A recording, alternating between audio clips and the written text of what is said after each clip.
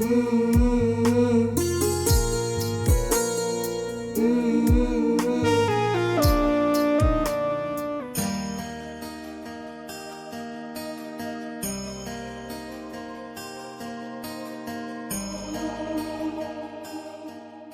मैं हूं आपके साथ नेहा सर्वेश शुक्ला और स्वागत है आप सभी का अक्षय तृतीया पर हमारे खास कार्यक्रम में। अक्षय तृतीया अक्षय, अखंड और सर्वव्यापक है। हिंदू धर्म में अक्षय तृतीया का विशेष महत्व होता है। इस बार अक्षय तृतीया 30 अप्रैल को गज केसरी और मालव्य राजयोग के संयोग के साथ आ रही है।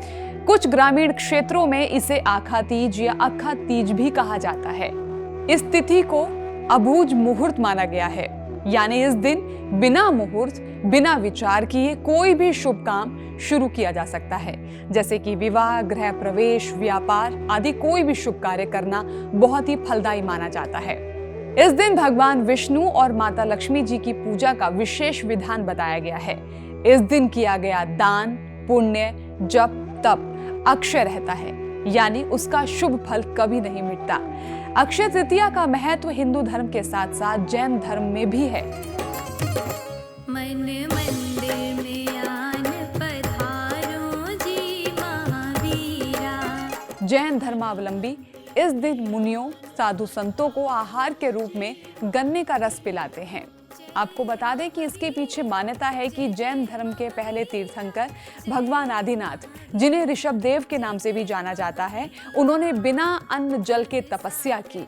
इसके बाद लोग ऋषभदेव को राजा मानकर सोना, चांदी आदि वस्तुएं दान देने लगे। वो बिना आहार के फिर से तपस्या में चले गए। लगभग 1 साल के बाद जब आदिनाथ दोबारा तपस्या से बाहर आए तो वहां से राजा श्रेयांश निकले। उन्होंने उनके मन की बात समझी और उन्हें गन्ने के रस का पान कराकर उपवास खुलवाया और उस दिन अक्षय तृतीया थी। अक्षय तृतीया के दिन सोना खरीदने की बड़ी मान्यता है। ऐसा माना जाता है कि अगर अक्षय तृतीया के दिन सोना खरीदा जाए तो व्यक्ति के जीवन पर मां लक्ष्मी का आशीर्वाद बना रहता है।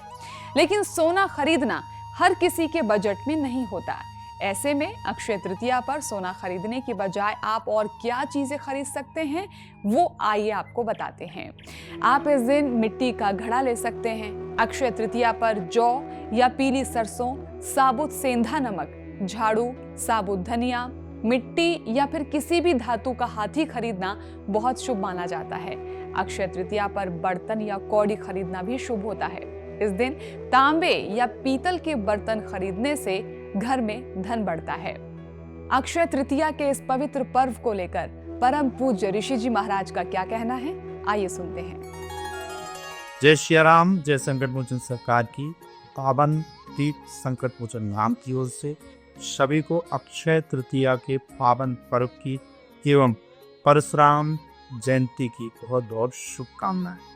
यह महान पर्व है, इसकी विशेषताएं अनेकानेक और अक्षय तृतीया के पावन पर्व पर हम भी कोई भी शुभ कार्य कर सकते हैं, जैसे कि गृह प्रवेश, जैसे कि वैवाहिक जीवन, जैसे कि कोई भी धार्मिक कार्य या व्यापार से जुड़ा हुआ संबंधित कार्य, या हम किसी भी प्रकार से अगर जीवन में किसी भी घाटे में अगर रहते हैं, किसी भी प्रकार के अगर घाटे में रहते हैं, तो अक्षय तृतीया के पावन अवसर पर अगर हम ऐसे व्यापार को प्रारंभ करते हैं तो हमारे जीवन का यथार्थ भाव से कल्याण होता है। इसलिए आप सभी को अक्षय तृतीया के पावन पर्व की बहुत बहुत हार्दिक हार्दिक शुभकामनाएं। अक्षय तृतीया को लेकर कुछ पौराणिक मान्यताएं भी हैं। माना जाता है कि भगवान परशुराम का जन्म अक्षय तृतीया के दिन हुआ था, इसीलिए अक्षय तृतीया के दिन परशुराम जयंती मनाई जाती है।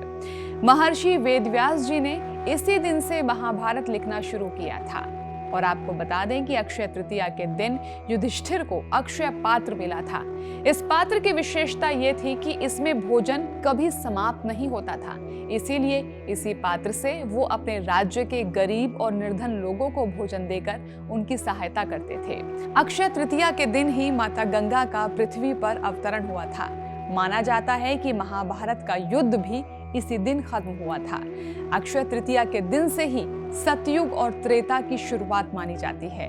वहीं मान्यता के अनुसार इस दिन द्वापर युग का समापन भी हुआ था। धन धान्य की प्राप्ति के लिए किए जाने वाले कनक धारा स्तोत्र की रचना भी आदि शंकराचार्य के द्वारा इसी दिन की मानी गई है।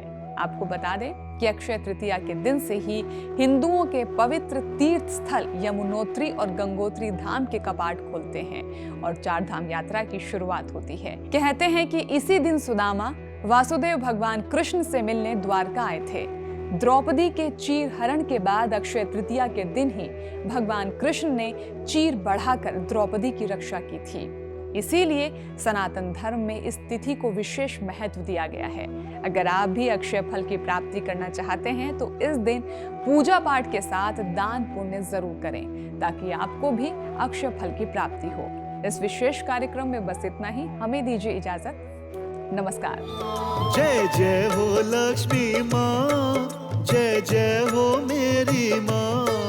जय जय हो लक्ष्मी माँ, जय जय हो मेरी माँ। मेरे घर में विराजो हे करुणामयी माँ। मेरे घर में विराजो हे करुणामयी माँ।